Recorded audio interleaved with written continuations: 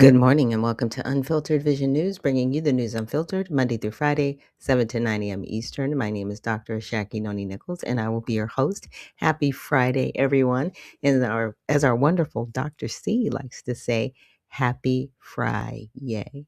So happy Friday to everybody out there. I hope everybody's having a good day, staying warm, right? Because it's been kind of chilly, but the chilliness is wearing off. But unfortunately, the groundhog apparently saw his shadow. So we are supposed to have 6 more weeks of winter.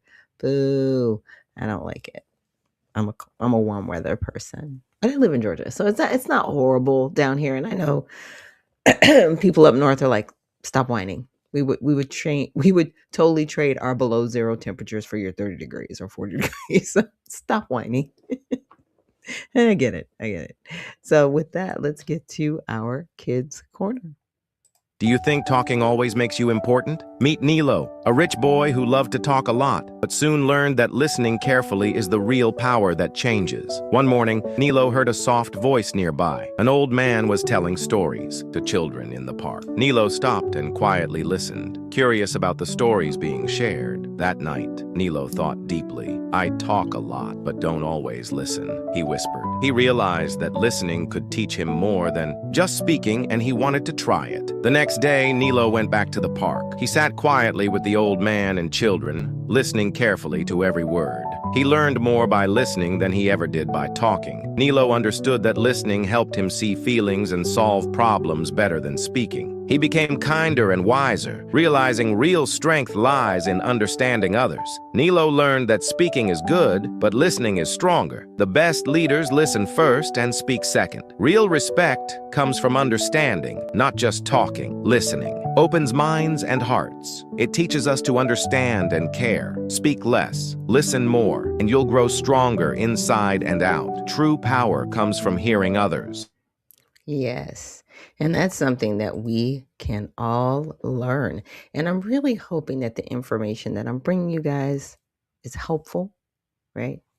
Because I know some of you out there are listening to me and you're asking questions and different things of that nature. So, again, I just really want to be the best help that I can. And trust me, I take a lot of time to have to listen to others so that I can grow. And again, to give you the information that I have here. So, with that, let's get into honoring God with our body. So, God, please guard our mind and our thoughts. God, help me to fix my thoughts on what is true and honorable and right and pure and lovely and admirable. So I will think about things that are excellent and worthy of praise. God, please help us listen for your voice. Protect our ears. God, help me to be quick to listen, slow to speak, and slow to become angry. God, please protect our eyes from sin's damage. God, I make a covenant with my eyes not to look lustfully. God, please speak life over our mouth. God, set a guard over my mouth. Lord, keep watch over the doors of my lips. God, please help our hands to serve generously. God, help me to do good to everyone, and especially to those who belong to our family in the faith. God, please protect our reproductive organs and help us to honor you, God, with purity. God, help me to honor you with my body. And God, please protect our feet as we walk along your path. God, let your word be a lamp for my feet and a light on my path. So I hope that sets us up right for today. This is our Prayer with Friday. There's lots that we have to discuss. But again, I love having Prayer with Friday because at that moment we can pray for cover, thanksgiving, and also pray for the things that we want to see change around us, right? Prayer is powerful. A lot of people don't think it is. It is. You know, we had Miracle Sunday a week ago, and you guys know I've been talking about that. And you know what? Amazingly enough, there was something that was shared. There was a woman, I guess she had been diagnosed with a form of cancer. And, you know, she was praying for it, and she just laid it all down. And we have a praise report that she went back to the doctor, and they can't find it. And there have been several cases of that where people are diagnosed with cancer and then they go back to the doctor's office and it's not found. So I just wanted to give you guys that praise report. And if you guys have any praise reports, let me know. And Spud McKenzie, thank you so much for joining us on YouTube. Good morning and amen right back at you. So right now, we're going to get into a few things that are a little heavy. It's okay. I've got some breaking news for you guys. But, I was thinking about it. It's like, Black History Month is amazing. And I love that we get to highlight different areas of Black history. And, it should be history every day, right? Black, everybody. But, definitely we don't want to forget anyone. And so we should be doing this all the time. As I said, history should be every day and include Black history along with it. But sometimes we don't talk about the unfortunate misgivings in our country. And I want to bring up some of those unfortunate misgivings because we have, how should I say, politicians currently trying to reboot things or say things that are being rebooted. And so I want to definitely highlight those areas since they're trying to highlight them, right? Now, the first breaking news that I wanted to bring to you guys, apparently in Fulton County, they have decided to sue the FBI over how they procured the documents. And I want to say that happened late last week where the FBI went to Fulton County. So let's check this out. These boxes were seized from our elections warehouse was appalling. And I think even if we get them back at this point, we don't really know what happened in the interim. We had a minimal receipt of what was taken. We don't know where the boxes are now. We don't know who's been rifling through them. And there's no guarantee that what we get back will be what was taken. But we have to at least try.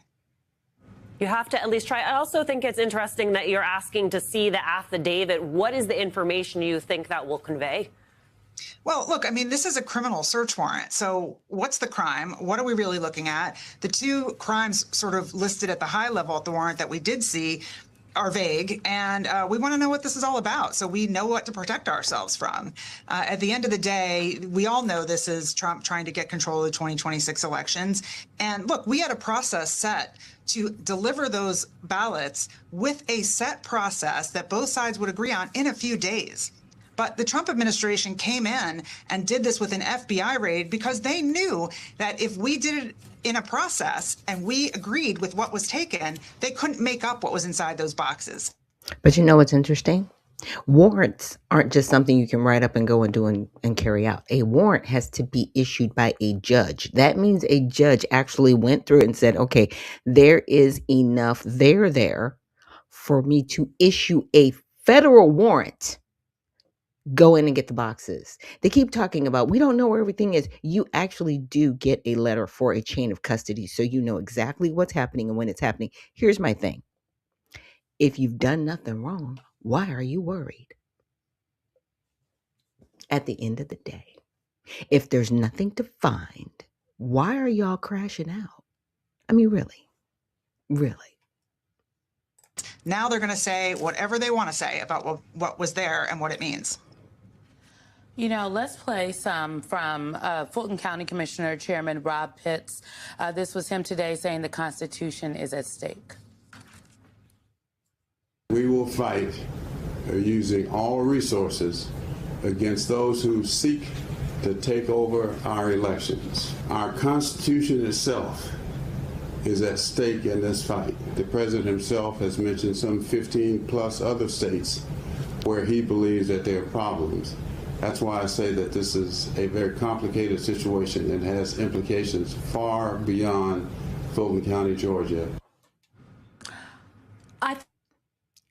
Sorry.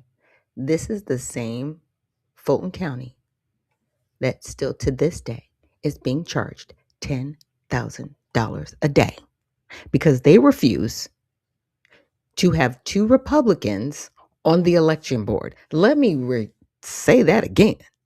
They are being charged by a judge $10,000 a day because they refuse to have two Republicans on their election board because they're like, well, all the Republicans believe in election fraud, so we're not going to put them on our board. This is that same county. I want everybody to just keep some things into perspective as we have these interesting conversations. I think the question every American should be asking themselves right now is if the government can walk into the most populous county in a state, seize its election records, a state that the president of the United States currently lost, by the way, 6 years after that election, then what is to stop them from doing that to any populous county in this country the day after the next election? Yeah, a lot to unpack there. And absolutely, the Constitution is at stake in these sorts of crises. Let's talk about the micro first, which is, unfortunately, Fulton County is going to have a very difficult time legally getting the information that it's seeking about the search warrant. So, our system is really not designed for criminal investigations to reveal search warrants before an indictment. And the specific legal vehicle that Fulton County is using right now, Federal Rule of Criminal Procedure 41, is really used for getting property or evidence after a trial has been completed. So it's going to be tough for them to proceed here. I will say, I think that they're going to have some more luck, and I think other jurisdictions are going to have some more luck, bringing not a sort of narrow statutory claim, but a constitutional one. And one angle for them to be thinking about, and again, not just Fulton County, but other counties, other states as well, is think about the 10th Amendment, which gives states, sovereignty over everything that the federal government doesn't have authority over. Here, the argument would be something like, the states have a sovereign interest in administering their own elections. The federal government is interfering in that process by stealing ballots, and you have evidence that this is more than just an ordinary criminal investigation by the fact that the president says that they didn't steal the ballots. Again, they got a warrant. A judge had to issue the warrant. I know what he's trying to do and what he's trying to say, but it's really disingenuous. he wants to nationalize the elections, that he believes falsely, that he says falsely that the ballots have been falsely counted in Georgia before, that Tulsi Gabbard, the head of DNI, which ordinarily has no domestic law enforcement authority, is involved here. And then there's some allegations that information is being released from the investigation telling Fulton County officials that they're going to be arrested now. All of that suggests that this is a political operation. It is a political operation. This is all this is. This isn't about the fact that some states have decided to go rogue in their voting and in their process of voting, and the idea that citizens can trust the ballots in that state and the federal government, which would then have a legitimate question about, okay, so what are you doing? But they're the problem. And Commissioner, that's the rub that you're going to run into if you're successful in becoming the one who's in charge of and looking after the vote in the state of Georgia and understanding exactly what's required. When you have the President of the United States tell us that we should lock down and control, Republicans should control 15 states, all Democratic states, democratically run, with Democratic leadership across the state. When you have Steve Bannon saying that, oh, we're going to surround the polls with ICE agents. My question is, what polls are you talking about, Stevie? Are you talking about, I don't know, polls in your backyard? Or are you talking about polls in black and brown communities? Are you talking about polls here in Maryland, in Prince George's County, largest black county in the state of Maryland? Are you talking about putting polls there? Or are you talking about putting polls in Mike Johnson's district, where he has to go? Mr. Johnson, Speaker Johnson, are you ready to have ICE agents at your polls? Oh, I'm sorry. Oh, my bad. Your district is majority white. Not those polls, Michael Steele. Oh, that's right. You won't have that problem now, will you, sir? But you oversee the House and can do something about it, but you won't. Whenever they're losing the argument, it always comes back to race. It's very interesting. Because you're scared. You're scared of Steve Bannon. You're scared of Donald Trump. And I've heard you over the last few days, hubba, lying through your teeth.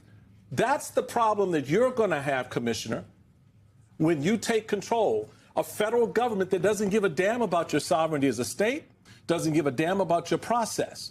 So what are you saying to the people that you're hoping to elect you that you're going to go and be able to protect their most precious asset, and that is the vote? Well, listen, one of the things that you said, you talked about him going after blue states, but we're a swing state. And right now, our state legislature is controlled by Republicans, and our state elections board is controlled by MAGA. And so we are in danger right now in this current year, before I even get a chance to be elected into that job, of the state elections board taking over our elections. So they may back off from this nationalization thing and say, okay, you're right, we can't go against the Constitution, but go ahead, state of Georgia elections board, take over the elections. And that will have the same effect. If the state elections board in Georgia takes over, then, there go the voters of Fulton County's votes, and there go the state of Georgia votes from all Democrats, and potentially there goes some of our major elections here. And, if that continues into 2028, there goes the presidential, right? So we have to have a Secretary of State who is defending our rights, not only as to allow a state takeover, but to allow the counties to run their elections the way they were intended to, and to not allow these changes to state law that are going to infringe on voters. And I'm sure there are similar things happening all across the country in states like ours.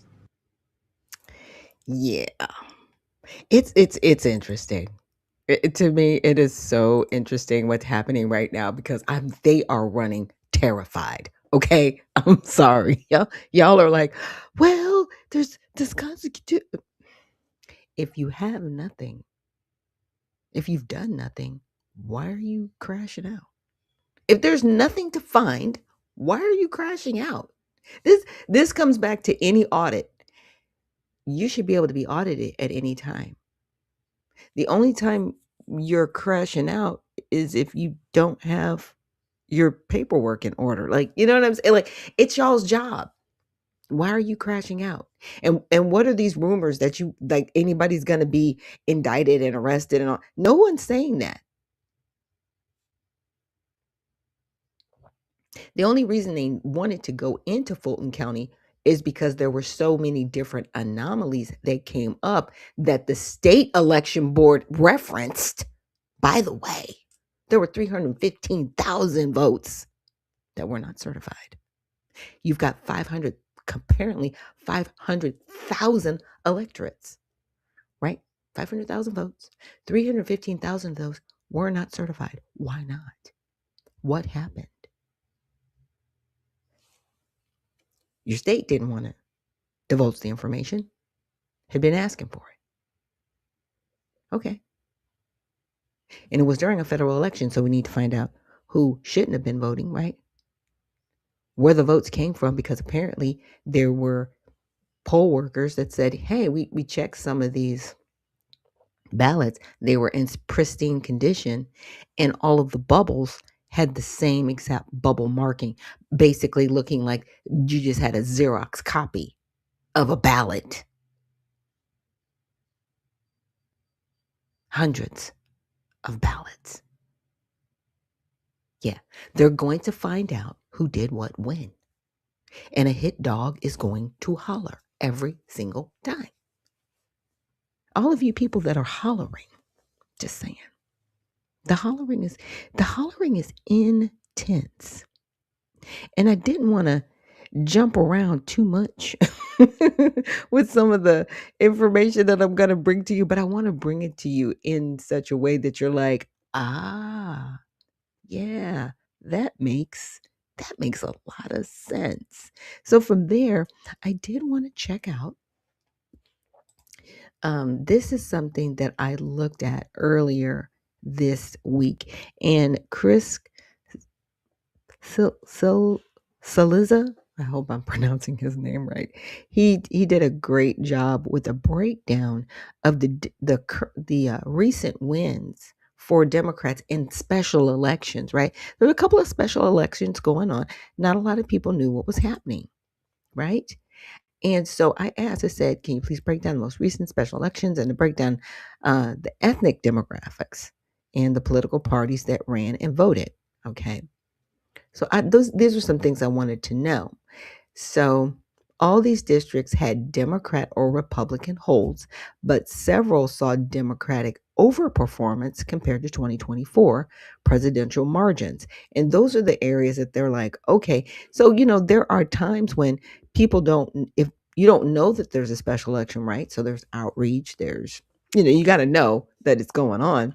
So you kind of have to look at, okay, who's aware of what's happening. So this was Florida's first district, and this was last year in 2025. Let's see, Jimmy Patrons, he was Republican, and Valamont, Democrat, and Stephen Broden, who was an independent. So the Republican, he got 59% of the vote. Okay, now that was back in 2025. I'm trying to press forward to this year. I think this was the runoff. Yeah. Christian Menifee, this is the one in Texas. Democrat. Amanda Edwards, who was a Democrat. Jolanda Jones, Democrat. Carmen Maria Montiel was Republican, and others, multi-party field. So the runoff, Menifee got 68% of the vote. Edwards got 31%. Menifee 28%, and then Edwards 25%, Jones. So that's a very large margin, and I think that's what they were talking about. And this is for this was for Menifee, that you got 68% of the vote.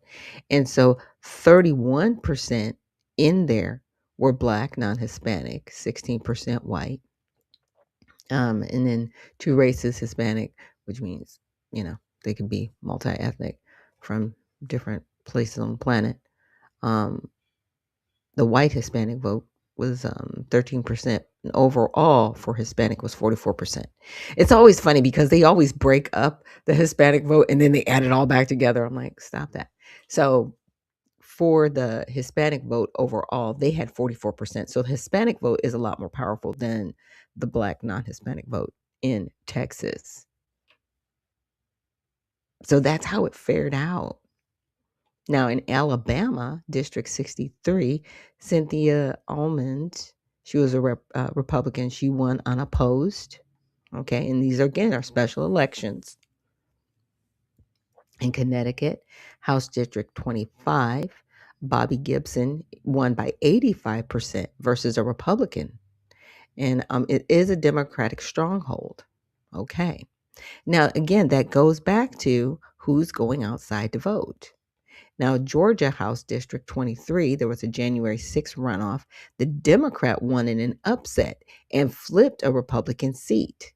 Now, the demographics in that area is 70% white, 15% Black, 10% Hispanic. So they can't play the race game here. Some of these people voted for this Democrat. I'm just saying they did. So you can't play the race game. All right. I'm just saying the Democrats flipped the seat. Now in Texas, state Senate, okay, there was another special election in January, maybe about a week ago. And Taylor Remmett won 57% over the Republican that got 43%. So it was a Democratic flip from a Republican to a Democrat, and they overperformed by 30 points. And now this was, I guess, a area that Trump had won by 17 points. Okay, demographics there, 50% white, 30% Hispanic, 15% Black. So again, you can't play the race game because it wasn't like the Black and Hispanic people outnumber the white people, because even combined, they're only 45%. So people came out and voted for this person. But when you have special elections, sometimes the get out the vote number is a lot lower because not everybody is voting in that special election. It's not a general election that brings out mass numbers, but they were able to bring out enough people to flip it. So that goes back to Republicans, your messaging. What are you doing? What's your ground game? Because we all know the Democrats, they got a ground game. They do. They brag about it. They talk about it. They own the the NGO complex. Okay, they own it and proud of it. All right, and we all know what's going on.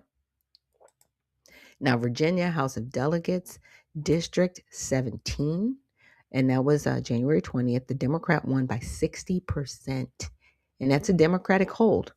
Okay, so that means most of the people there are Democrat. They're 55% white, 25% Black, 15% Hispanic. So again, you can't play the race game. So in all of those situations, I wanted to bring that up because a lot of times when I hear these talking heads, these news people, they always go, well, this is racist. And stop bringing race into this, because you're only bringing race into this because you know you're losing the argument. And you can't, there's nothing else you can say. But what I can say in these instances, it looks like somebody had a good ground game. They were knocking on doors, they were engaging the public. Everybody knew when they needed to go out and vote, and they voted. Now, what it comes back to is everybody that went out and voted, were they eligible to vote? Those are the bigger questions. And nobody wants to talk about, well, Texas, everybody should be eligible to vote. They should be, but are they? Because see, when you get back and you get to the nuances of the counties that are over their elections, who's doing what? Are they really doing the right thing?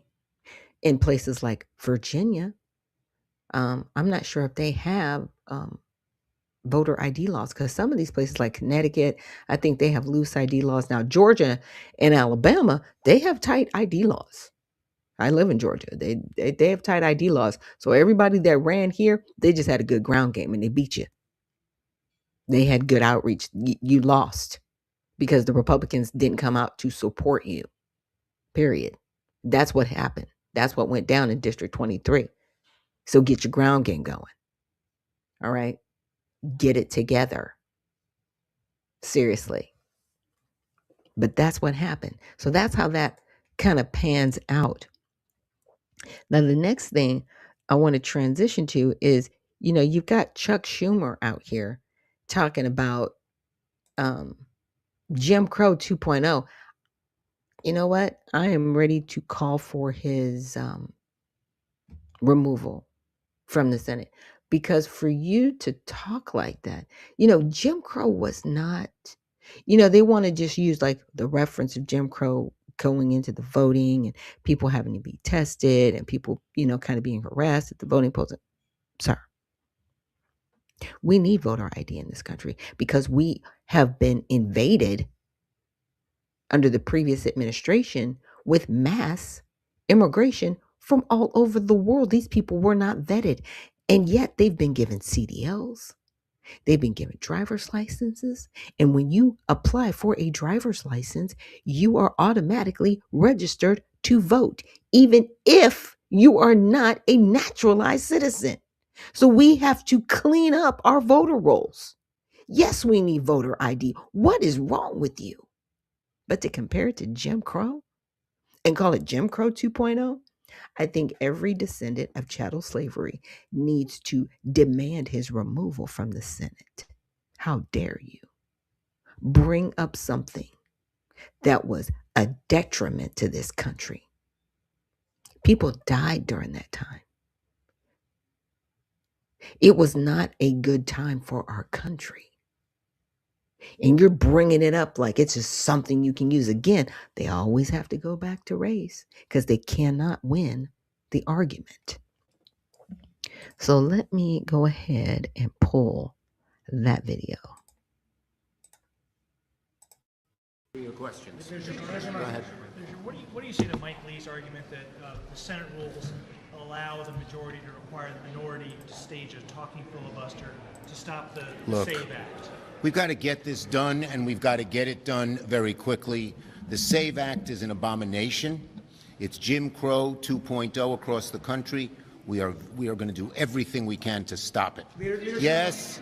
Thank you, Leader. Leader Jeffries just said a moment ago that another CR is off the table, but Leader Thune just said he doesn't think that it's going to be enough time to secure the meaningful reform that he wants. How confident are you that you can achieve that by February? If Leader Thune negotiates in good faith, we can get it done.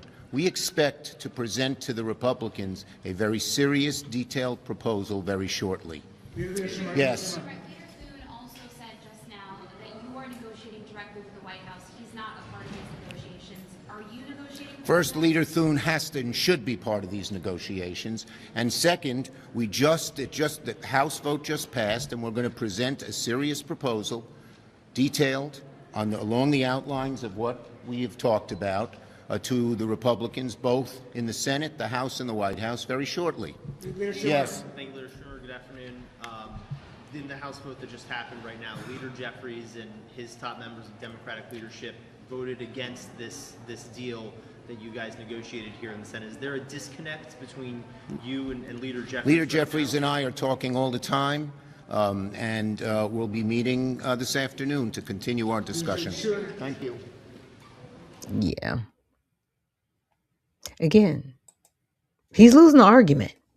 He's losing the argument. And he was like, this is Jim Crow 2.0. No, it's not.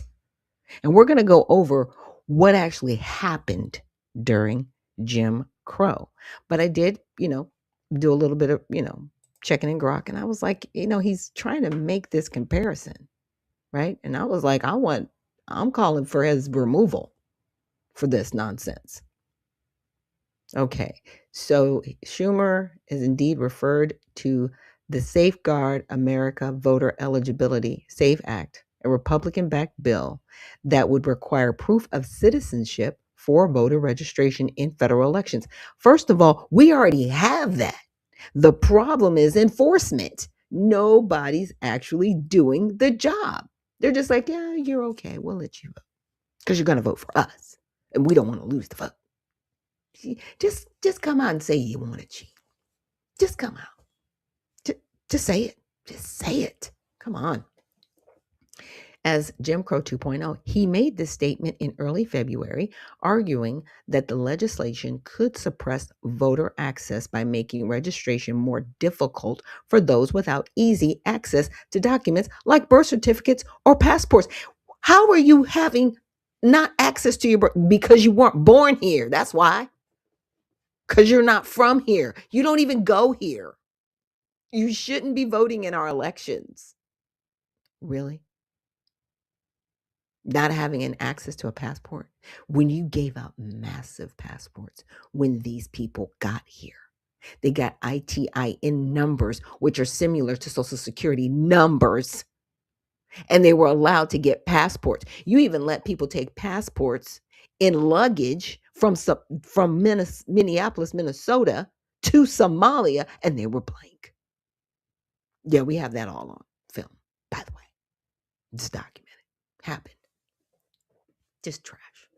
Potentially disenfranchising millions of eligible voters. Schumer has used similar rhetoric, notably in 2021, when he applied the term to Georgia's election integrity law, which critics predicted would suppress Black turnout, but instead saw record participation in the 2022 midterms. Yeah, they did, because we have had IDs since we were in middle school. What are you talking about? Stop it. Okay. So whether this comparison is valid, right, depends on how one defines validity in political rhetoric. It's subjective, but we can evaluate it based on historical context, intent, and evidence. Jim Crow laws enacted after Reconstruction in the late 19th and early 20th centuries were a system of state and local statutes that enforced racial segregation and systematically disenfranchised Black Americans through mechanisms like poll taxes, literacy tests, grandfathered clauses, and outright violence.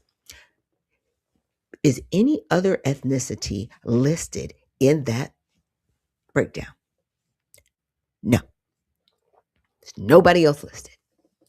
Just Black Americans who had just been freed as slaves. Again, I'm going to take this back. We live in a country where the First Amendment says all men are created equal.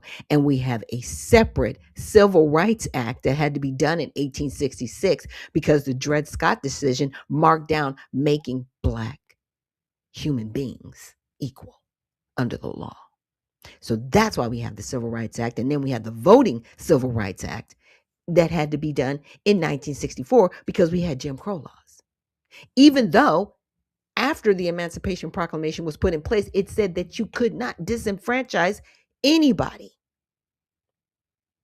It actually stabilized slaves once they were freed and said, hey, even though we have to put this Civil Rights Act of 1866 in place, you are equal under the First Amendment. You are equal, period.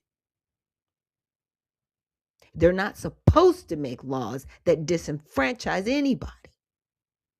But they did it, and the states were supported.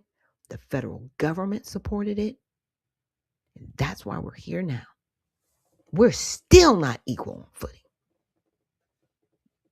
It's going to change. Before I leave this earth, this is going to stop.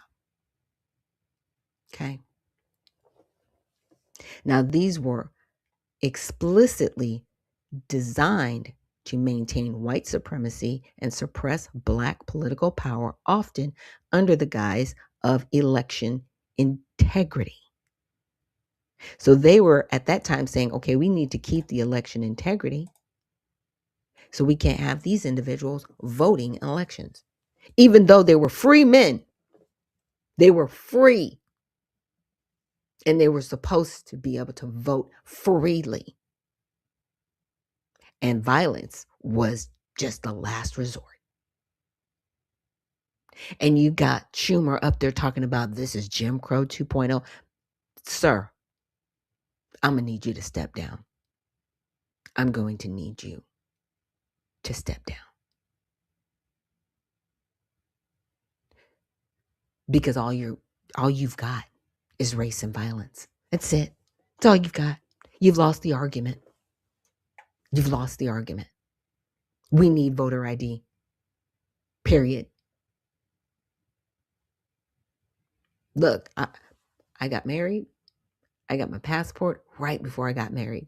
Was it inconvenient to have to carry around 2 separate IDs because I didn't want to pay another price of a passport to have my last name changed? But I finally got it changed. Thank God. Right? Now everything matches up.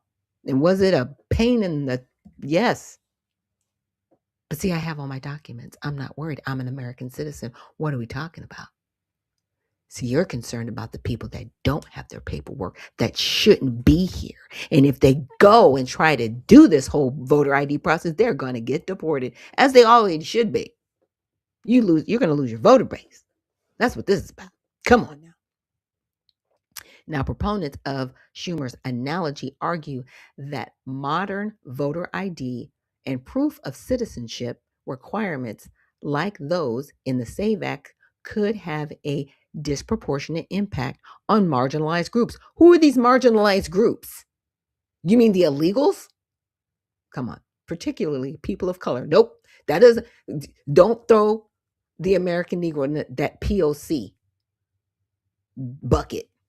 Nope. Low-income individuals. No, you still have an ID wherever you go, because guess what? You want that TANF, right? You want those food stamps, right? You have ID. Stop that. Stop it. The elderly, the rural residents, who are less likely to have required documents. That's a lie. They all have the required documents if they're American citizens, right? Studies from organizations like the Brennan Center for Justice have shown that such laws can create barriers, with estimates that 11% of U.S. citizens lack government-issued ID. I don't think that's true, but that's just my opinion. And the figure rises for minorities. Y'all always want to use us as your emotional support pets. Stop it. Okay. Critics see echoes of Jim Crow in how these laws might subtly achieve voter suppression without overt racism, especially in a context where non-citizen voting is extremely rare. That's a lie. It's not rare. It happens all the time. Okay. Federal data shows it's negligible, with fewer than 100 cases prosecuted. You know why there's fewer than 100 cases prosecuted? Because you don't prosecute them. If you're not prosecuting the cases, of course the number's going to be low. Really? Fulton County right now is shaking in their boots because they know they have a ton of people who should not have voted that did. That's why they're terrified. They also know that they had ballots that weren't even real ballots that were counted. That's why they're scared. And all of this is going to come out. And when it does, I do want people going to federal prison. I do want to see some people clink, clink. I want to see you with your hands behind your back, handcuffs. I want to see it. And the commissioner right now that's still withholding those 2 Republican seats, still being fined $10,000 a day. Yeah. I want to see what you were involved with, allegedly. Just saying. Now, on the other hand, detractors, including figures like Stephen A. Smith, Bill Maher, and Greg Gutfeld, view the comparison as hyperbolic and counterproductive. Unlike Jim Crow, voter ID laws are not explicitly racial, which they're not. They're framed as neutral measures to prevent fraud and ensure only citizens vote, right? Polls consistently show broad public support for voter ID. A 2025 Monmouth University poll found 80% of Americans in favor, including 71% of Democrats, 76% of Black voters, and 82% of Latinos, and 85% of whites. So I think if you're over 70%, I think everybody's on board. Everybody's on board, except for the people who want to cheat. That do you cheater, pumpkin eater. I'm just going to say it like it is. Now, the Georgia example undermines the suppression narrative as Black turnout increased post-law. Didn't go down, it went up. Just saying. Moreover, equating a policy debate to an era of lynchings and enforced segregation risk, diluting the historical gravity, that part of Jim Crow, potentially aligning moderates and playing into opponents' hands by making Democrats seem out of touch. They are. The ones that get the microphone, what is wrong with you guys? The narratives that you have chosen, everybody in America is like, you know what? We just need to leave y'all alone. Y'all just need to, we got to go. There should be, if there's not more people walking away from the Democratic Party right now, I don't know what else it's going to take. I don't know what else it's going to take. They don't want people to have fair elections.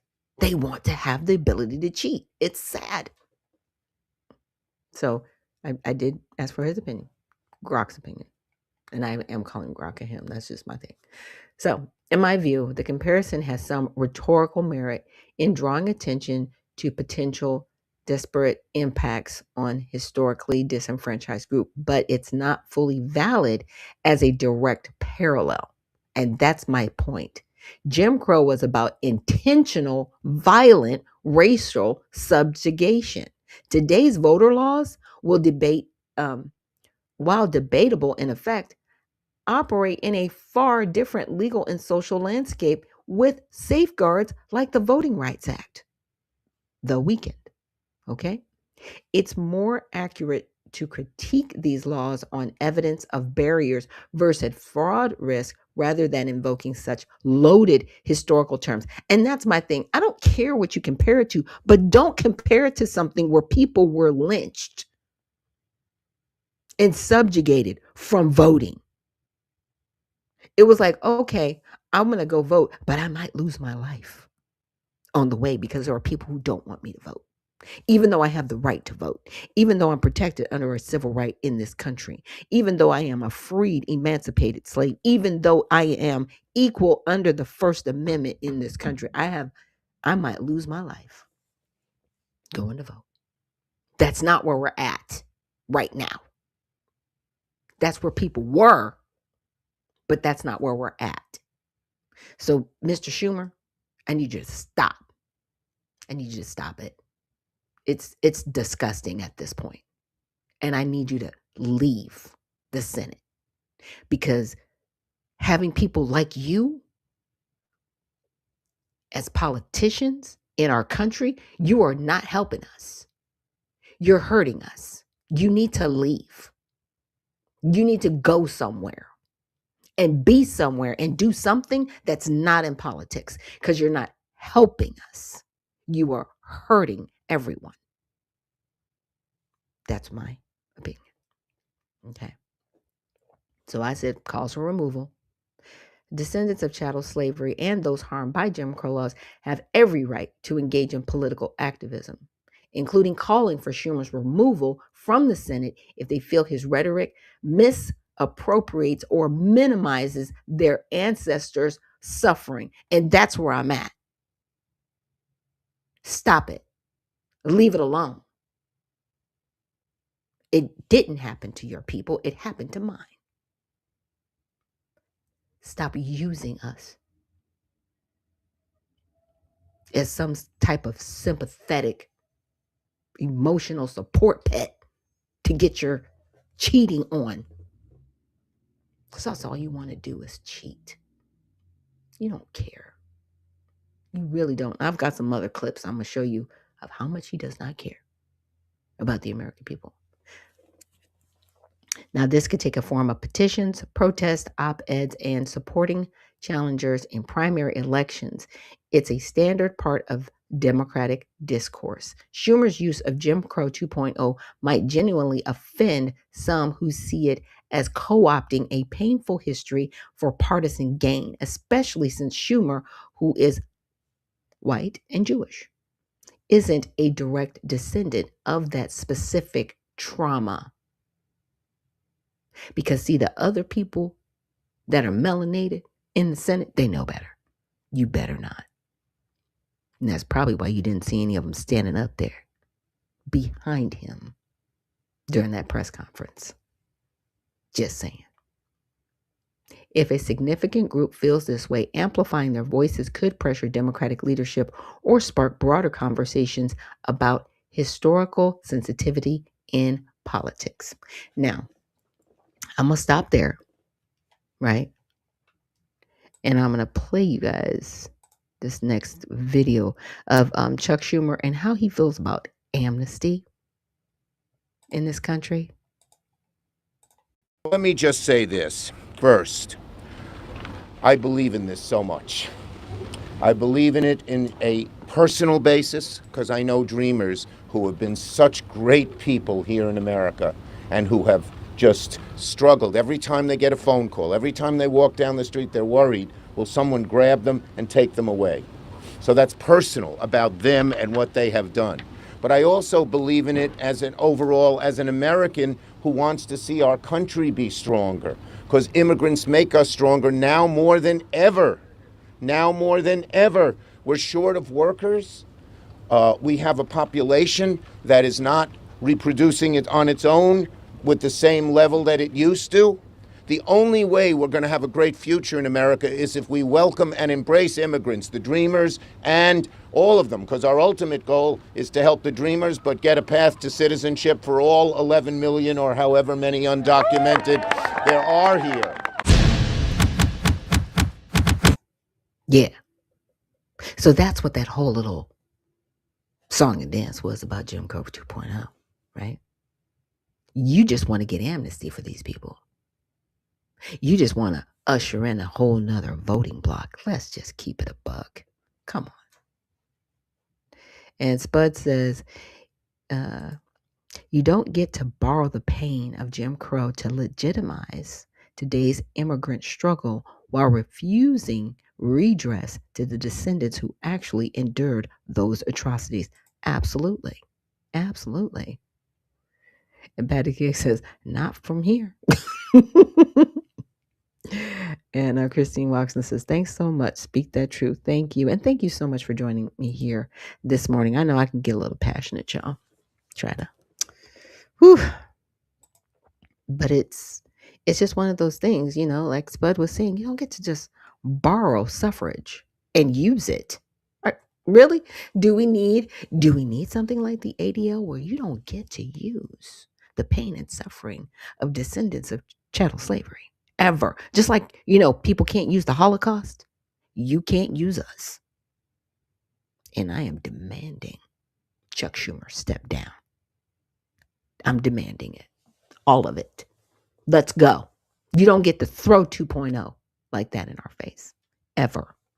Now, the next video I'm going to share with you guys is actually about Jim Crow.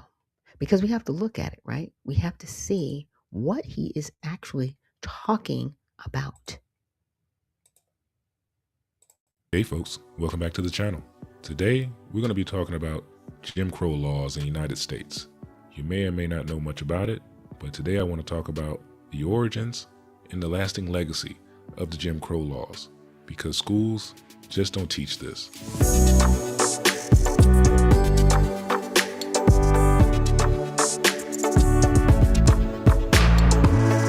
So what were Jim Crow laws? Jim Crow laws were a set of state and local rules in the United States, primarily in the South, that enforced racial segregation and discrimination against African Americans from the late 1800s to the mid-1960s. These laws were named after a racist caricature of a black man from the 19th century minstrel show, symbolizing the demeaning and oppressive nature of the system. But who was the original Jim Crow? Throughout the 1830s and 40s, the white entertainer Thomas Dartmouth Rice performed a popular song and dance act supposedly modeled after an enslaved man. He named the character Jim Crow. Rice darkened his face, acted like a buffoon, and spoke with an exaggerated and distorted imitation of African American vernacular English. In his Jim Crow persona, he also sang Negro ditties, such as Jump Jim Crow. About and turn about and do just so. Every time I wheel about, I jump Jim Crow. Rice was not the first white comic to perform in blackface, but he was the most popular of his time, touring both the United States and England. As a result of Rice's success, Jim Crow became a common stage persona for white comedians' blackface portrayals of African Americans. That information comes from the Jim Crow Museum. You should really check out their website. How did Jim Crow laws start in the United States? After the Civil War and the end of slavery, the U.S. passed the 13th, 14th, and 15th Amendments to grant freedom, citizenship, and voting rights to African Americans. However, many white Southerners resisted these changes. By the 1890s, Southern states began passing Jim Crow laws to legally separate black and white people in public spaces like schools, restaurants, buses, and even drinking fountains. These laws were upheld by the Supreme Court's Plessy versus Ferguson decision in 1896, separate but equal facilities, though in reality, black facilities were far inferior. What did the Jim Crow laws do? The laws enforced segregation in almost every aspect of life. For example, black and white people had to use separate restrooms, water fountains, and waiting rooms. Schools were segregated, with blacks. Now, I have to pause it right there. Sorry, you guys. Now, we're talking about a country, again, that has a First Amendment that says all men are created equal. And they decided to carry this out. This happened. These are harms. I'm not going to back off and say allegedly. No, they're harms. People were freed, and you had to create amendments to ensure their freedom in a country with a constitution that says all men are created equal. I just need everybody to remember that, to square that up. Schools receiving far fewer resources. Interracial marriage was banned. Voting rights were restricted through literacy tests, poll taxes, and intimidation tactics. Beyond the laws, African Americans faced widespread violence, including lynchings, and were often denied fair trials or justice. The Civil Rights Movement. In the 1950s and 60s, activists like Martin Luther King Jr., Rosa Parks, and many others led the Civil Rights Movement to challenge Jim Crow laws. Landmark events such as the Montgomery bus boycott and the March on Washington and the Selma to Montgomery marches brought national attention to the injustice. Finally, the Civil Rights Act of 1964 and the Voting Rights Act of 1965 ended legal segregation and protected voting rights. The legacy of Jim Crow. While Jim Crow laws are no longer in effect, their legacy persists in systematic racism, economic inequality, and ongoing struggles for racial justice in the U.S. Understanding this history is crucial to addressing the challenges that remain today. Thanks again for watching, and please go do some research about Jim Crow laws. It's a very important subject, and many schools across. Yeah, and I'm glad he was able to give us that synopsis of Jim Crow laws, right? Because I don't think people really think about the harms that it, just the psychological harms that it did outside of the physical harms, because it led to violence, and the violence was allowed. Now, we haven't even gotten to redlining and the black codes and the sundown towns. You know what I'm saying? It's sad. It's like, look, can I go on? In a country, again, where the First Amendment says all men are created equal, and those laws were not enforced nor upheld for a specific segment of the country. Black Americans specifically that were in this country were denied equal rights. And they did the whole separate but equal thing. And that's where you get whites only, blacks only. It's disgusting. It was a disgrace on this country. And it wasn't that long ago. That's the crazy part. My mother was born in 1950. She was born during this time of this stuff going on. So no, you don't get to just brush up people off like me and say, oh, well, that happened in the past. The past is still here, still present. It's the issue because we haven't really had that nasty, real conversation about this. But we will, because we have to, because it's important. Okay. Now from there, I want to pull this video up because I was going to save it to the end, but I think it's a little bit more prevalent for me to play it now. So let me just share this one.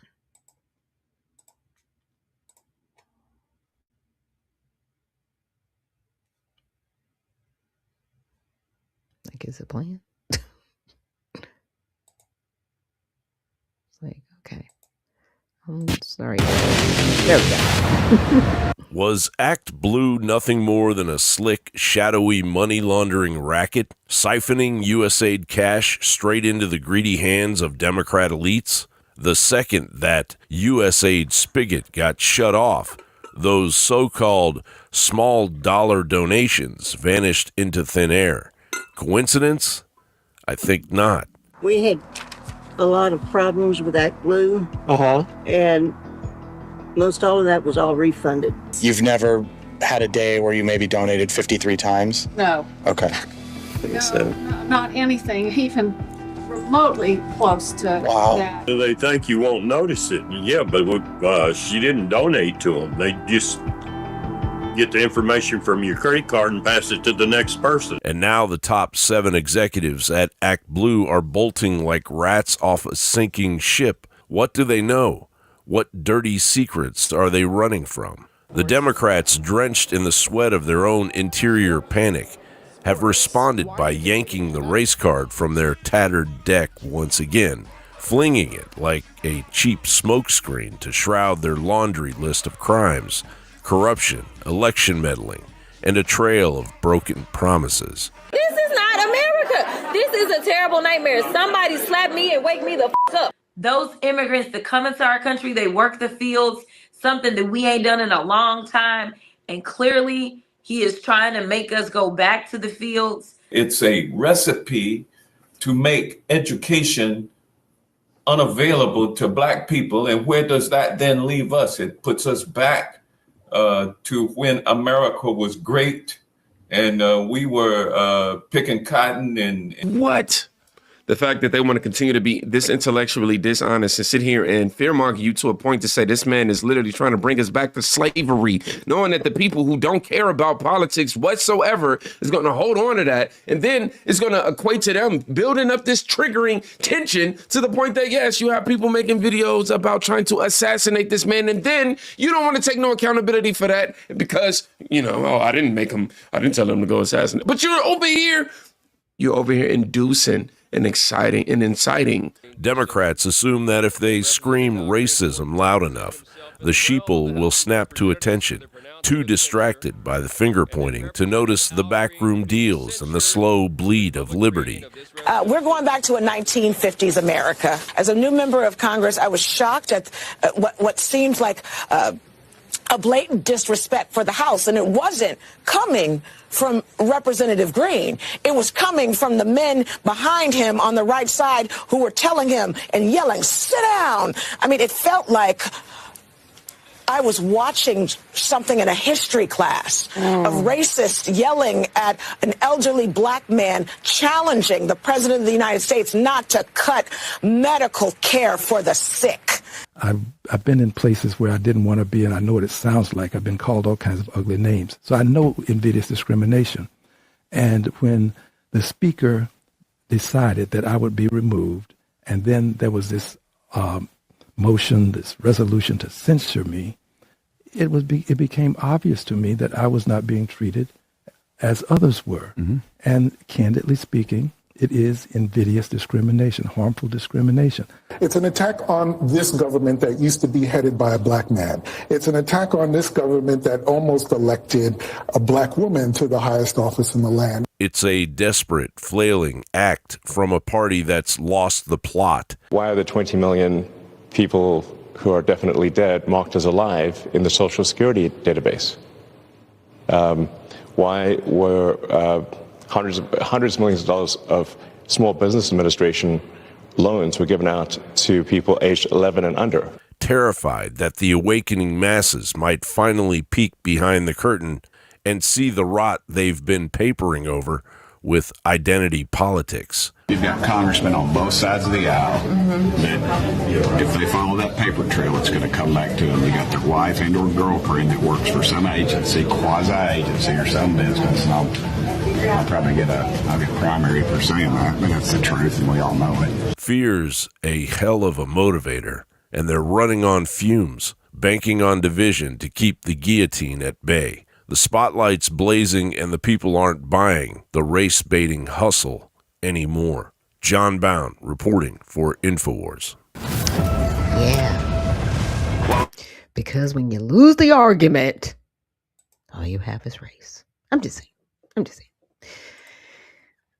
You know, there's just some things I wish I was wrong, but I'm not.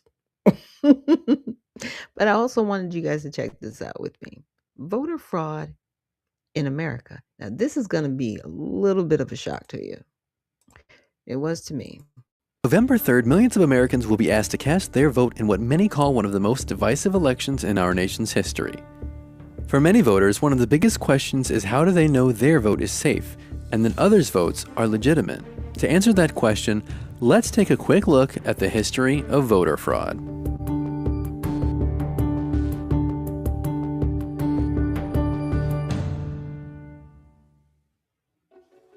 In 1789, George Washington won America's very first presidential election, and until 1804, the electors would vote for the top two candidates. The one with the most votes would become the president, and the one with the second most would become vice president.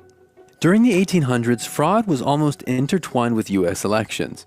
One common form of voter fraud at the time was cooping. Cooping was a violent form of voter fraud in which gangs would kidnap a victim and force them to vote multiple times in a variety of disguises, sometimes by giving them drugs or alcohol. Some believe cooping could have been the inadvertent cause in the death of Edgar Allan Poe.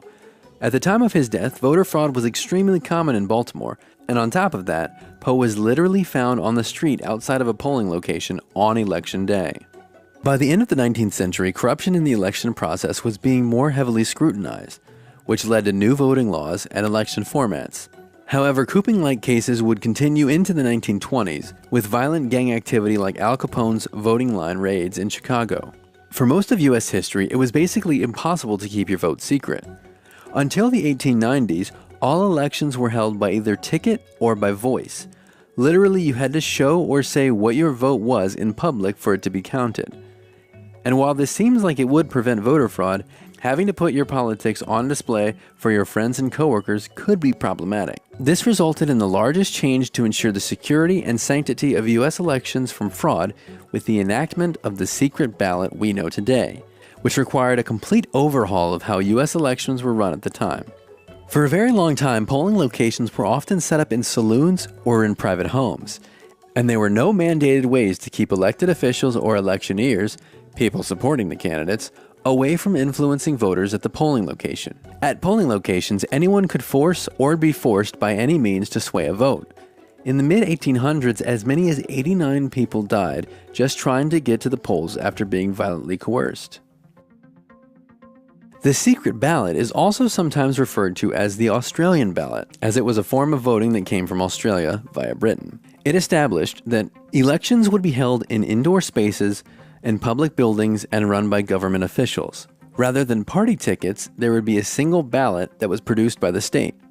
The new ballot would contain the names of the candidates with an option to also write in. The ballot would be filled out in complete privacy, but even with secret ballots, fraudsters have tried to find way after way to ensure that their candidate ended up the winner, and many ways have been tried. The Heritage Foundation, which has done some of the most comprehensive work on issues of voter fraud, defines various forms: impersonation fraud at the polls, false registrations, duplicate voting, fraudulent use of absentee ballots, buying votes, illegal assistance at the polls, ineligible voting, altering the vote count, and ballot petition fraud. The same group, whose research dates back to the 1980s, found 1,071 proven instances of voter fraud. Additionally, a 2017 study by the Brennan Center for Justice found that the rate of voting fraud overall in the U.S. is between 0.00004% and 0.0009%. But in 2020, with the coronavirus pandemic making leaving home for some a literal matter of life and death, many this year will choose to vote by mail. President Donald Trump has perpetuated a myriad of false claims surrounding the safety and legitimacy of mail-in voting. He has used language attempting to discourage voting by mail, labeling it as dangerous, unconstitutional, a scam, or rife with fraud. Many studies and reviews have proven that his comments are not true and that voter fraud is extremely rare in all forms, including mail-in voting. Such reports and studies include a national study from 2016, which found that there are few credible allegations of fraudulent voting, and a panel that Trump charged with investigating election corruption found no real evidence of fraud. According to the Washington Post, just one case of postal voting fraud was found in a review of the 2016 election. A voter fraud database created by Arizona State University found 491 cases of postal ballot fraud out of hundreds of millions of votes between 2000 and 2012. In addition, there are also safeguards in place to prevent people from stealing ballots and impersonating voters. These include authorities checking that ballots have come from voters' registered addresses and requiring signatures on envelopes. Despite Trump's claims that mail-in ballot signatures don't have to be verified, most states do compare signatures on the ballot with signatures on file, and all have steps in place to verify mail-in votes. Additionally, if you're voting by mail, 39 states and DC allow you to track your ballot and verify its receipt. And while some people will feel that their vote won't make a difference regardless, in the last 20 years there have been many instances in which elections were decided by only a handful of votes. For example, in 1991, a Virginia state House seat was decided by just one vote. The same thing happened in Connecticut in 2002. And in 2000, Al Gore lost the presidential election after Bush won Florida by a margin of 537 votes. So in almost all cases, voting in person or voting by mail, an American following the properly laid out election processes can rest assured that their vote will be counted. The electoral system is not perfect by any means, but learning from history and correcting past failures have ensured safer elections year after year. And who knows, your vote could be the one that makes all the difference. Yeah. Now, I know a lot of people are like, okay, so we should have a better voting system. Yeah, we should. And, there's not a real high case of illegitimacy voters. Now, that video was obviously done for during 2020, right? Or right before 2024 elections, I should say that. But what I didn't pull was, okay, we have states that don't require ID to vote. We have people, and I pulled a video where a man, I guess when it was Mandani was running, he was like, "Oh yeah, I voted 6 times," because in New York they don't have voter ID requirements. So this person could go around 6 different places and vote for Mandani 6 different times, and admitted that they did that. It's that kind of stuff, right? Outside of the mail-in voting. It's that kind of stuff that we need to look at too. And also people that are here illegally should not be able to vote. If we had roughly 10 million people come over here, let's say at least 8 million people should be at like maybe adult age, right? They'll make it fair. Look at 2 million kids, 8 million adults. That's election determining. Okay? Period. They should not be allowed to vote in our elections. But you know what? If some of them live in California, they can, because there's no voter ID. All you have to do is just say, you can just register. And you're not required to show an ID, and you just show up and vote. And they count it.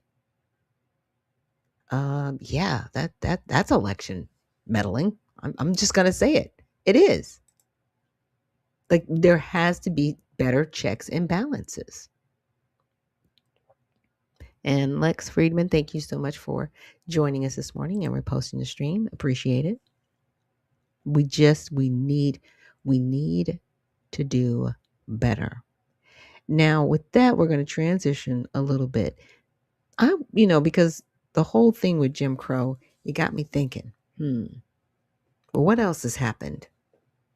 Unfortunate in the Black community. And that was eugenics. If you think about what Chuck Schumer was talking about, and where he was saying, oh yeah, we need amnesty because we need more workers, we need more people, because the people that are here, they're not really, and he didn't want to say having babies, but that's what's happening. People here are not having enough babies to create a better populace of, working people. We need to import people. Interesting. But eugenics, it's kind of played a role in the decrease of population. And I really just wanted to highlight that.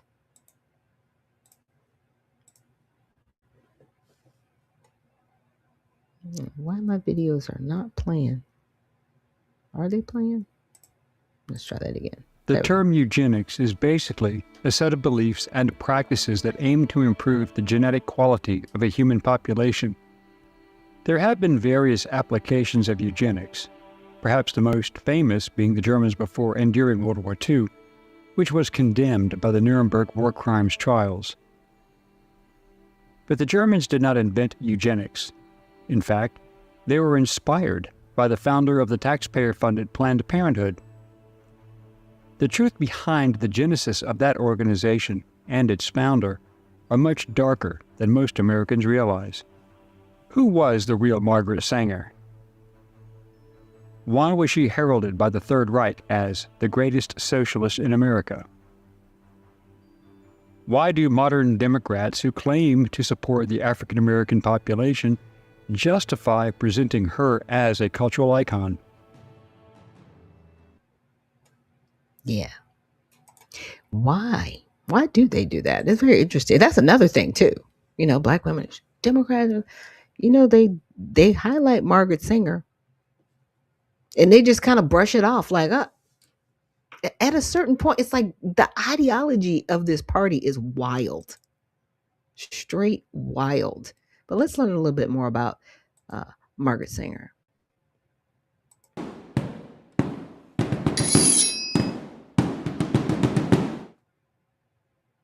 Mrs. Margaret Slee, president of America's Planned Parenthood Federation, maintains that European women should stop having babies for the next 10 years.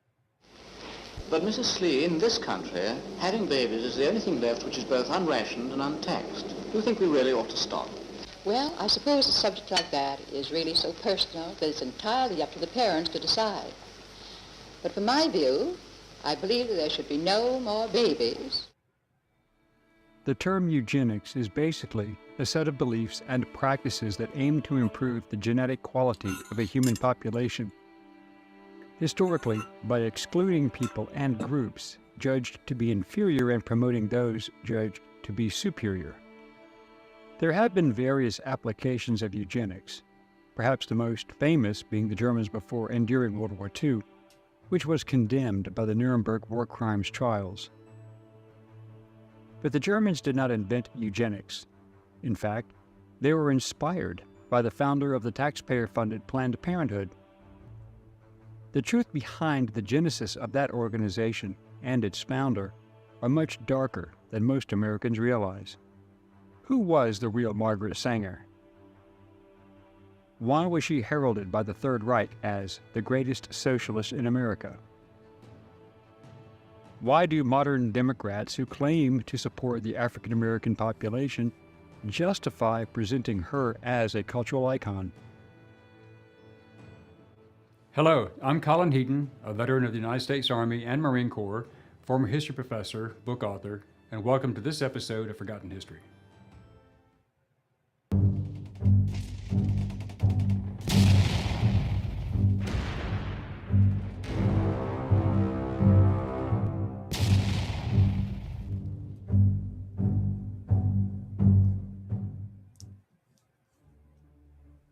Margaret Sanger was born on September 14, 1879 in Corning, New York. She is an icon to left-wing groups due to her founding of Planned Parenthood in October 1916 with her sister Ethel Byrne and Fanny Amendel, which was the first birth control clinic in Brownsville, Brooklyn, New York. 9 days later, the police raided the clinic and arrested all the people involved for promoting birth control, which was illegal. Sanger refused to pay the fine and spent 30 days in jail. She then traveled the country preaching her concepts. Sanger then founded the American Birth Control League in 1921.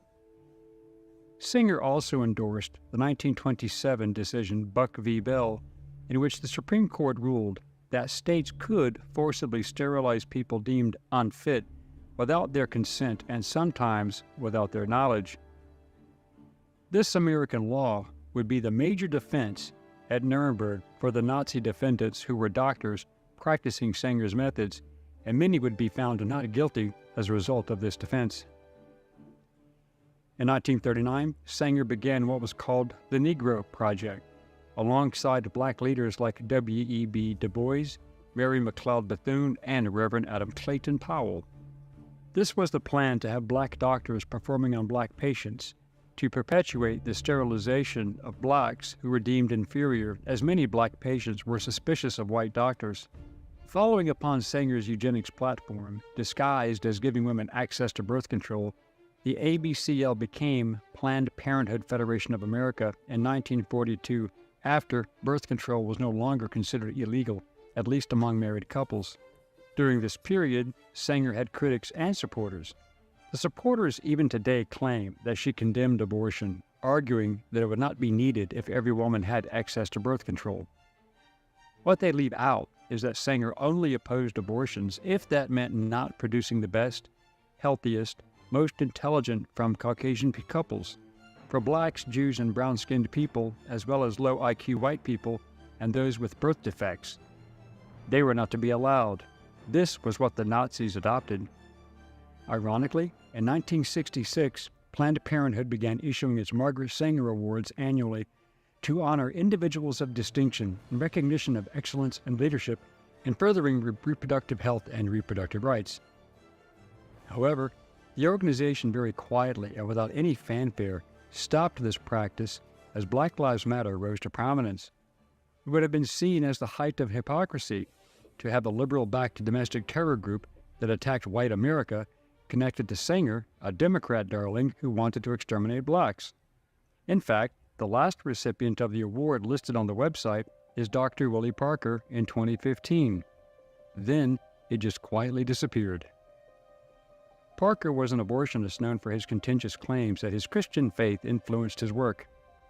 He was accused of sexual assault in 2019, which he denied, but he still resigned from all of his professional positions in 2020.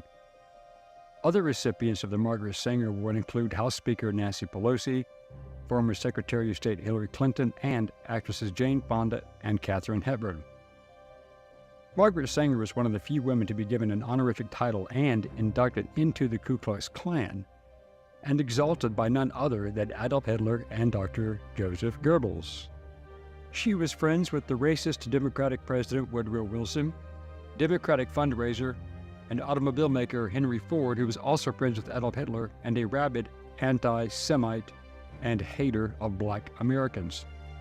Margaret Sanger's rabid racism, anti-Semitism, and violent suggestions on eliminating all non-whites from American society endeared her to the eugenics crowd. She wanted an all-white, healthy, intelligent society built upon the concept of racial eradication, years before Adolf Hitler and the Nazi Party were even a thought. In 1934, the Nazi Party adopted her radical positions, with Goebbels saying, "Margaret Sanger is the best National Socialist in America." In fact, the September 15, 1935 Nuremberg laws classified races according to an insane chart drafted by Dr. Wilhelm Stuckart and Dr. Friedrich Kritzinger. The official name was the Reich Citizenship Law and the Law for the Protection of German Blood and German Honor. These laws embodied many of the racial theories underpinning Nazi ideology, which they adapted from Margaret Sanger. These laws could provide the legal framework for the systematic persecution of Jews in Germany, who, at that time, were deemed a race and not a religion, and the eugenics behind them were taken from the world of Sanger. In fact, her theories and opinions influenced men like SS Captain Dr. Josef Mengele, the Beast of Auschwitz, and his associates, Dr. Karl Klauberg, Dr. Hertha Oberhäuser, Hitler's personal physician Dr. Karl Brandt, just to name a few. When Hitler authorized the Action T4 euthanasia program to murder the handicapped, mentally ill, and other undesirables from German society, the doctors and nurses were given the program directly from Margaret Sanger's own philosophy. On August 18, 1939, the Reich Ministry of the Interior circulated a decree requiring all physicians, nurses, and midwives to report newborn infants and children under the age of 3 who showed signs of severe mental or physical disability. The man who started the program was Dr. Karl Brandt, and they were disguised as children's clinics and advertised that they would treat their abnormalities and infirmities. In fact, they were death centers, where the children were quietly killed and the cause of death misrepresented as by other means, such as pneumonia, tuberculosis, etc. Dr. Brandt himself claimed that Sanger's methods were most effective and, if performed correctly, are ingenious. In Sanger's own words, she peddled racism, eugenics, contraception, abortion, while demonstrating a visceral hatred for children, parenthood, marriage, and the Catholic Church. The following quotes are directly from Margaret Sanger's own writings and interviews. 1. The most merciful thing that the large family does to one of its infant members is to kill it. 2. A marriage license shall in itself give husband and wife only the right to a common household and not the right of parenthood. 3. All of our problems are the result of overbreeding among the working class. Knowledge of birth control is essentially moral. Its general, though prudent, practice must lead to a higher individuality and ultimately to a cleaner race. 4. Blacks, soldiers, and Jews are a menace to the human race. 5. The masses of Negroes, particularly in the South, still breed carelessly and disastrously, with the result that the increase among Negroes, even more than among whites, is from that portion of the population least intelligent and fit. 6. Birth control appeals to the advanced radical because it is calculated to undermine the authority of the Christian churches. I look forward to seeing humanity free someday of the tyranny of Christianity, no less than capitalism. 7. Every single case of inherited defect, every malformed child, every congenitally tainted human being brought into this world is of infinite importance to that poor individual.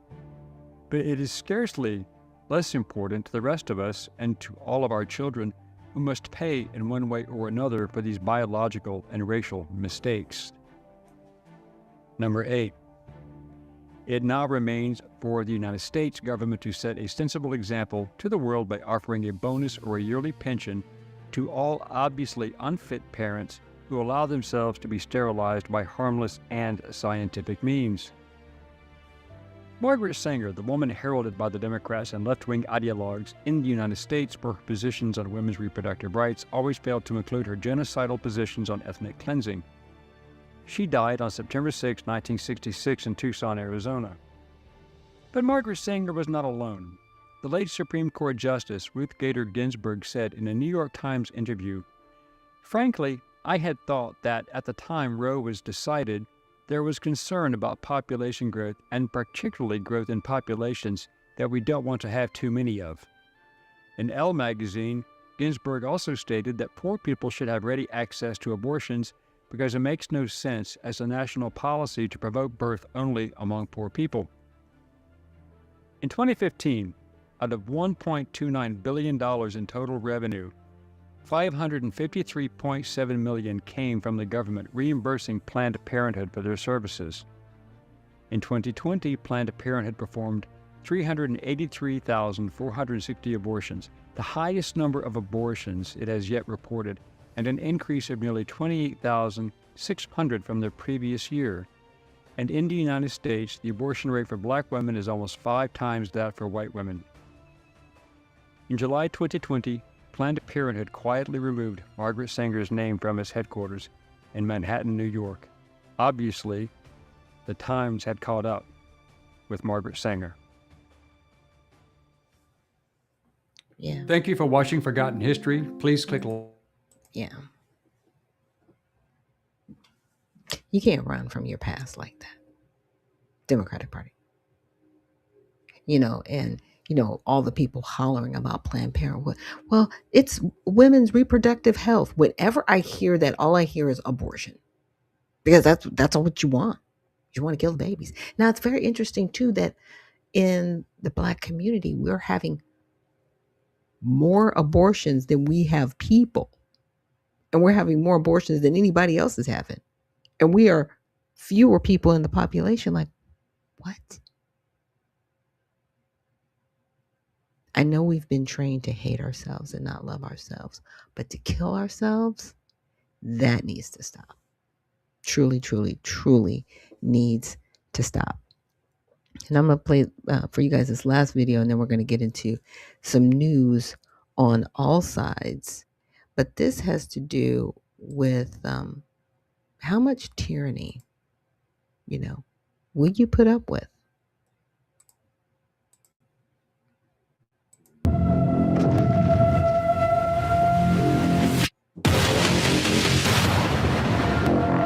If you die or get injured from a COVID-19 vaccine, your average payout's $3,700. These are the real stories of the vaccine injured. They were totally, completely wiped off of social media. There's been thousands of peer-reviewed medical studies, thousands of them studying vaccine injuries. They are real. People are dying. People are having heart attacks, strokes, blood clots, and many other countries are dropping the COVID-19 vaccine and saying we shouldn't give them to children. It's time to be honest about the vaccine injured, and we need to stop allowing these COVID-19 vaccines to be given out to children. Remember, the globalists cooked up COVID. They cooked up the poison shot. 20 plus million are dead. They were willing to do that for power and control. What else would they do? And the answer is the sky's the limit. Thomas Jefferson was once asked by a newspaper reporter, you can pull up the full interview, but the quote's famous. The reporter said, what is the limits to which tyrants will go? And he said, tyranny knows no limit. Its limit is what good men will allow. The only way that tyrants flourish is that good men do nothing. An interesting psychological phenomenon is known as the ostrich effect, sticking your head in the sand. Maybe you're familiar with this. So many people are rather nervous of opening their gas bill or perhaps opening the envelope with their exam results in it. So people have an aversion to discovering simple facts about what's going on around them. One needs to confront some realities and think about what to do about them. The ostrich effect will lead you to avoid doing this, and that's something we need to combat. The limit of tyranny is what you'll put up with, because even if you have some tyrant who's bad, but has some qualms, or maybe just isn't a megalomaniac and knows they can't go too far, they'll be replaced sooner or later by somebody even worse. They'll be replaced by somebody even worse, and then it gets until you have total insanity. And that's the level we're reaching now. What this WHO international treaty that's currently being ironed out over at the UN, what is it all about? Well, the key points are that with the support of the financial institutions of the Rockefeller Foundation, the Wellcome Trust, and the Gates Foundation, we're essentially ceding the ability to suspend all civil liberties and all of the rights associated with what we would call the Bill of Rights here in the United States, International Declaration of Human Rights. All of those can be suspended by a capricious determination that there's a public health emergency. And the minute that happens, there are no rights. In a nutshell, that's what the treaty is. It is a sovereignty issue. So the WHO wants the right to tell us what drugs we can and can't have and how we are to manage health emergencies in the future. But by also creating this thing they call the One Health approach, which enables everything else to be wrapped up into health, it seems that the sovereignty grab is going to be greater than just health, right? If you say climate change, health is related to climate, so now we can call climate emergencies or something like that. Americans are so sick of our corrupt government, and they're so sick of being persecuted by it, and it's saying we're the enemy because we're good, hardworking Christians or populists or capitalists. They hate us all, that we then tend to think any other government that's in opposition to them must be good. And that is not the case, ladies and gentlemen. Just because our government's hijacked and evil doesn't mean all these other governments are just these little sweetie pies that are totally perfect. And doesn't mean if we get into a war with them, they won't rain nuclear weapons down on us. So our enemy is the ruling, disconnected, out of control corporations. But these people can commit all these crimes, make all these mistakes, do all these terrible things, and have it swept under the rug. And so they get a feeling of infallibility. They get a feeling of invincibility. And that's what always surely leads to total destruction. While other networks lie to you about what... It's that part.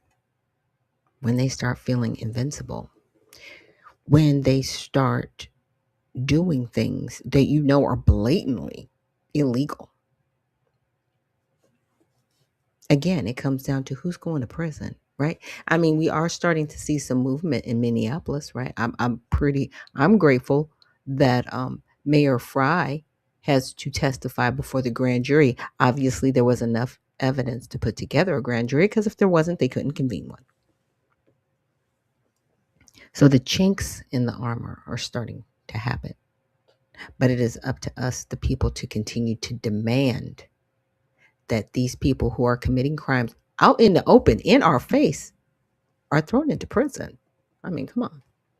Let's get it done. Now, getting into some news from all sides, wanted to check out this. There's a new jobs report that shows 108,435 jobs. They were cut in January of this year.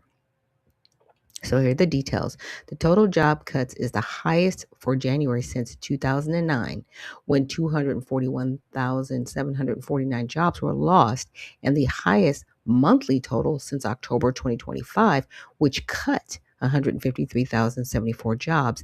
The industries most impacted were transportation, 31,243 jobs cut, followed by technology, 22,291, and healthcare companies and health product manufacturers, 17,107.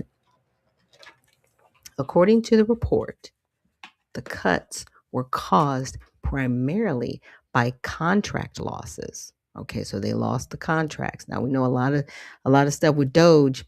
I'm just saying that here's the fallout, right? So 30,784,000 contract losses.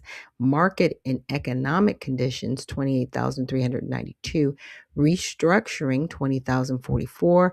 Department closings, 12,738. Artificial intelligence, 7,624. And tariffs, 294. Now, also in January, employers announced 5,306 hiring plans, the lowest since 2009. So the employers were like, okay, we've got a plan to hire a little over 5,000 people. Okay. So Andy Challenger, Chief Revenue Officer for Challenger Gray and Christmas, said, this is a high total for January. It means most of these plans were set at the end of 2025, signaling employers are less than optimistic about the outlook for 2026. Other layoffs. Over 100 large companies, including Amazon, Nike, Pinterest, UPS, and Dow Inc., have announced mass layoffs within the last month. In January, Amazon announced 16,000 corporate layoffs in January, its second round of mass layoffs since the 14,000 in October. Citibank, Pinterest, and Meta have also announced they'll cut their workforces by roughly 10% and 15% in 2026. So here's what they're saying from the left and center.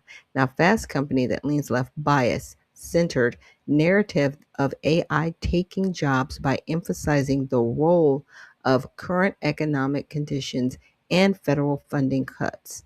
It cited experts who said AI could be using could be used as a mere scapegoat, but noted other experts believe AI's toll on the job market will be crushing. Now, Straight Arrows News, which is center, included a survey that 64% of Americans believe the U.S. is heading toward a recession. It also noted delays in the federal government releasing labor data since October, and that job additions in December were lower than economists' predictions. So from the right, the Epoch Times that leans right and Fox Business that leans right both noted plans to hire were low among companies and also the light impact of President Trump's tariffs. One Breitbart article emphasized the picture created by the report is far less dire than headlines suggest, as actual unemployment claims told a markedly different story. Yeah. So I think everybody kind of saw this coming. You know, there is going to be a change up and a shake up because we do have more AI, right? And some of the jobs that were done by maybe 3 or 4 people, it takes one person. So yeah, you're going to have some layoffs. Everybody knew this was coming. You need to transition. But here's my thing. Do we have to continue to support some of these companies that are just going to be filled with robots? No, we don't. We don't. I'm going to say it right one more time. We don't. If you want to make sure that whoever you are engaging in commerce with is another human, make sure they're human and engage with them in commerce. Stop acting like we have to do anything with these people that are just want to, be a whole electronic ecosystem. Just saying. And sincerely, oh, good morning to you. Sincerely, she says, good morning and happy Friday, founder. Good morning to you. And Spud says, that's a cruel inside joke to them presenting her as some hero. Yeah, it's very cruel. I know he's talking about Margaret Singer. And Spud also says the movie Gattaca, starring Uma Thurman and Ethan Hawke, is the best example of the eugenics program they really endorsed. Yeah, that one was a crazy movie because the brother that had the shortcomings, he actually had the desire and the aptitude to do what the brother that was supposedly perfect could do. And the brother that was perfect ended up with an ailment where he couldn't perform at all. It was very crazy. But yeah, thank you for bringing that movie up. It was a trip. Okay, now Trump and the admin announces changes to federal worker protections.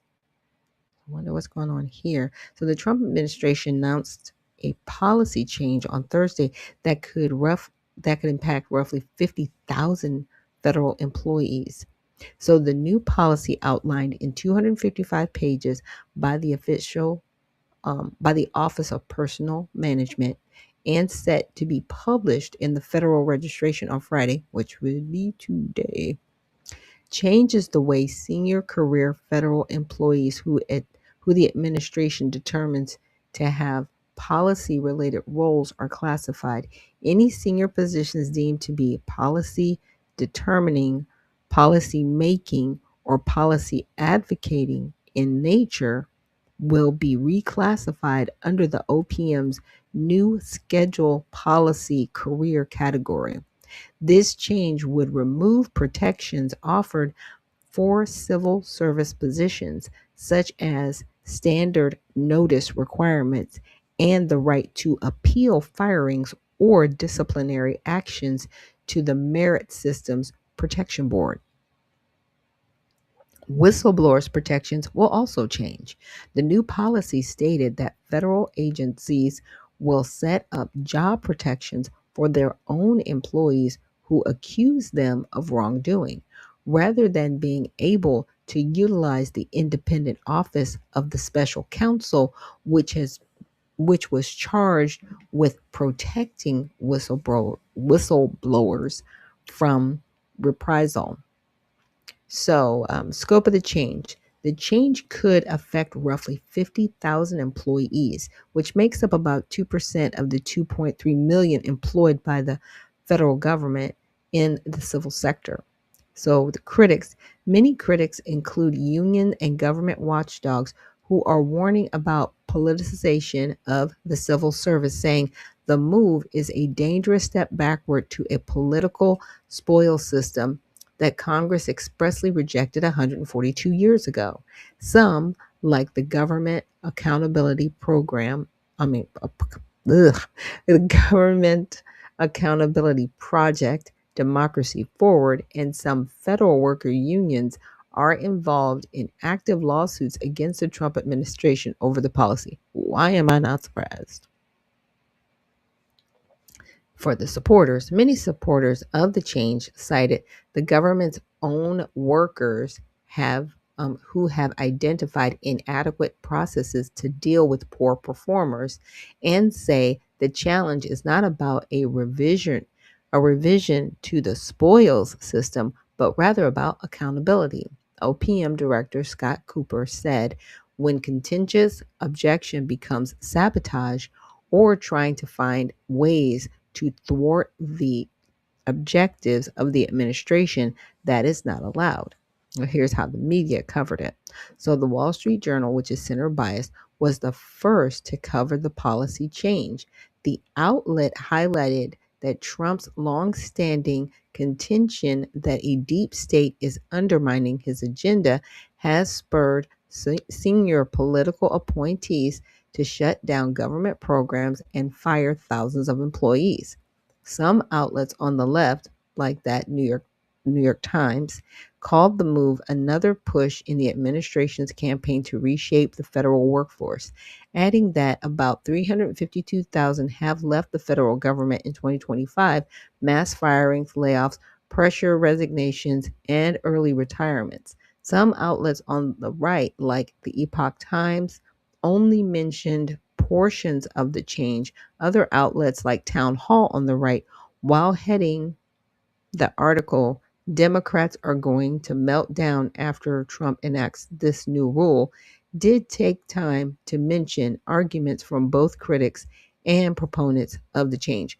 I think it's good because what people don't see is they always talk about the deep state, the deep state. The deep states are the bureaucracies that were put in place as a buffer, right, to challenge the political levers.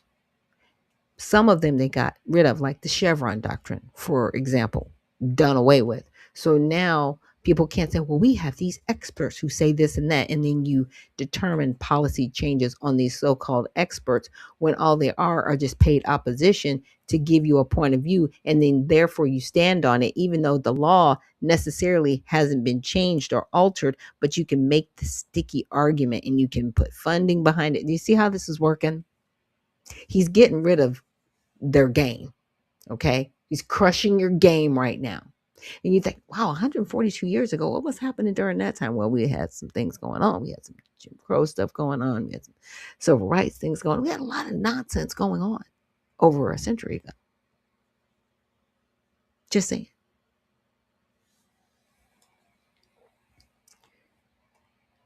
There are some things that need to be cleaned up. Just clean them up. Just saying. Just saying. Now, the Washington Post lays off 30% of staff, including 300 reporters. I wanted to look into that because I'm okay with that. Now, I think Bezos owns the Washington Post. So I have to double check that.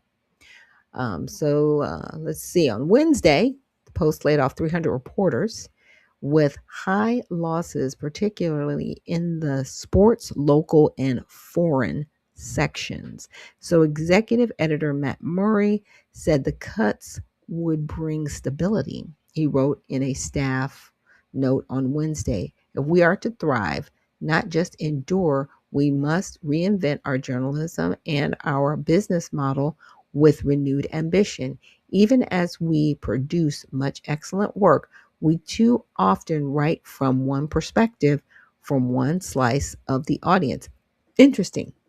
Because if you're a journalist, you're just supposed to give the information, and giving the information is boring. And so that's why people have to have colorful language, right? And that's what he's talking about, perspective. It's not about perspective. Come on. Let's just say it. You put in your own views, whether they're right, left, or center.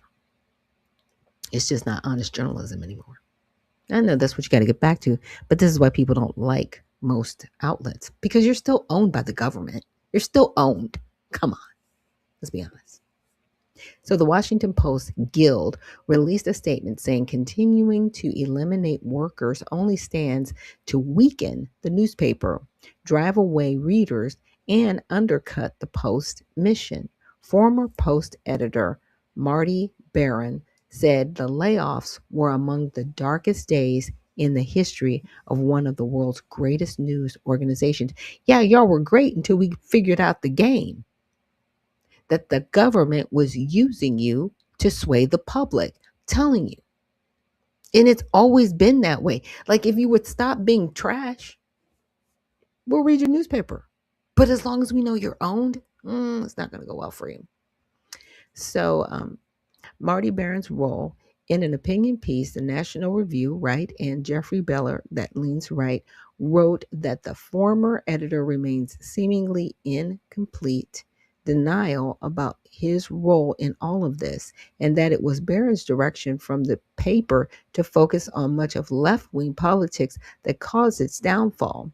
Baylor argued that Barron's leadership left the paper dependent on a petulant, childish relationship that demands to be flattened above all else. Yeah. Now, Jeff Bezos' role. Alex Kushner, in an opinion for Slate that leans left, wrote that Jeff Bezos killed the Washington Post, because I think he owns it. Kushner argued that Bezos wanted the Post dead because a vigorous, well-resourced Washington Post does not suit his vision for the world or his own bottom line. Amazon, also owned by Bezos, recently laid off 16,000 corporate employees due to a reported shift towards artificial intelligence. Very interesting. Very interesting. Because, I'm using this new platform, and what I didn't realize is that Amazon has a streaming platform. I don't know if you guys know this. So I guess there are different people out there that can stream on Amazon. So is he trying to, again, not necessarily eliminate the Washington Post, but maybe reinvent it into something else that's more electronically based, right? That serves its purpose in media. What if he's trying to do something like what Turner did and develop a whole different channel, but based in Amazon? Because he's already got Prime, which is a streaming network. What would be to stop him from having a news outlet with the Washington Post on Amazon? Because he owns it and he can utilize his platform to do it. I'm just spitballing, but I'm just saying that could be what he's doing. That I do find it interesting, as big as Amazon is. And Amazon is just a large search engine that everybody goes into. That's pretty much what the platform is. But it has become something else. I mean, they do have ownership in food, which is Whole Foods, right? They do have a streaming platform, which is Prime, right? And Prime also works as a membership platform, to get benefits if you make purchases through the platform. It's consolidation. He's almost like the Walmart of the internet. That's how I see him. And it's coming, because now they have a pharmacy. on Amazon as well. Oh yeah. I'm just saying he's gobbling up certain parts of the industry. So now it's got the newspaper. Telling you, you'll see the Washington Post on Amazon. And as much as he's getting rid of people, a lot of these people, in my opinion, I think they're going to be repurposed into Amazon in different ways, right? You may not be in the warehouse, but another position you could be in, you might be able to still find your way in there. Yeah, because some of this still relies on human intelligence and humans to actually be a part of this. So before we end our broadcast, we're going to end it with a prayer. We're praying thanksgiving and cover going into the weekend. And as you can see, all the things we need to pray for and about are so, so important, especially in this day and age. So God, thank you so much for this day. We are praying for you to just really be with us right now, Father. We're praying for Thanksgiving and cover going into the weekend. We're just so grateful to be above ground, to be alive, to be here to serve you, Father. And we're also just praying for your protection, God. There are just so many things going on in the world and so much evil right now in the world. Help us to overcome the evil. Help us to sift through things that are just not true, God, and help us to continue to dig for the truth, Father, and just stand up for what is right. We are so grateful for everything that you've done for this, everything that you're going to continue to do. Because as much as I read so many things that are bad happening in our world, I know that you are working everything out for our good, Father. So again, we're just grateful and we're thankful for everything you've done and everything that you will do, God. And it's in Jesus' name we pray and give thanks, Father. Amen. And thank you guys again for joining me here on Unfiltered Vision News for Prayer with Friday. We will be back on Tuesday next week. I will not be here on Monday. So do not look for me coming on the broadcast on Monday. I've got some work to do outside of the office, but we will be back on Tuesday. And so we will have Tell It All Tuesday for you guys next week, but have a wonderful, wonderful weekend. And remember, stay well, stay focused, and stay unfiltered. We'll see you in the next one.